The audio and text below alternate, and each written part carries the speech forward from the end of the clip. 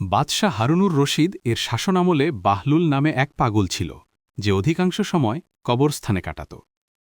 কবরস্থানে থাকা অবস্থায় একদিন বাদশাহ হারুনুর রশিদ তার পাশ দিয়ে যাচ্ছিলেন।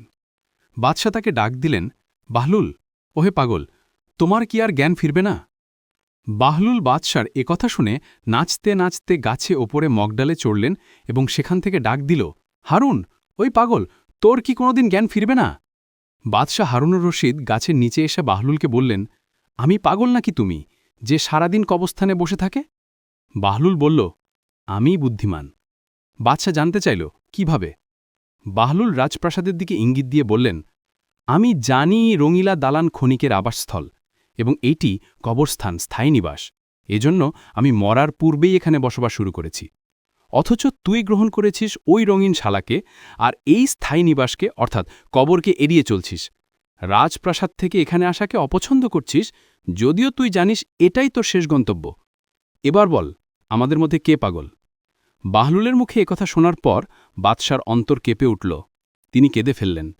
তার দাড়ি ভিজে গেল। তিনি বললেন, খোদার কসম, তুমিই সত্যবাদী। আমাকে আরও কিছু উপদেশ দাও। বাহলুল বলল, তোমার উপদেশের জন্য আল্লাহর কিতাবই যথেষ্ট। তাকে যথার্থভাবে আঁকড়ে ধরো। বাদশা বলল, তোমার কোনো কিছুর অভাব থাকলে আমাকে বলো, আমি তা পূরণ করব। বাহলুল, হ্যাঁ, আমার ৩টি অভাব আছে। এগুলো যদি তুমি পূরণ করতে পারো তবে সারা জীবন তোমার কৃতজ্ঞতা স্বীকার করব। বাদশা, তুমি নিঃসংকোচে চাইতে পারো। বাহলুল, মরণের সময় হলে আমার আয়ু বৃদ্ধি করতে হবে।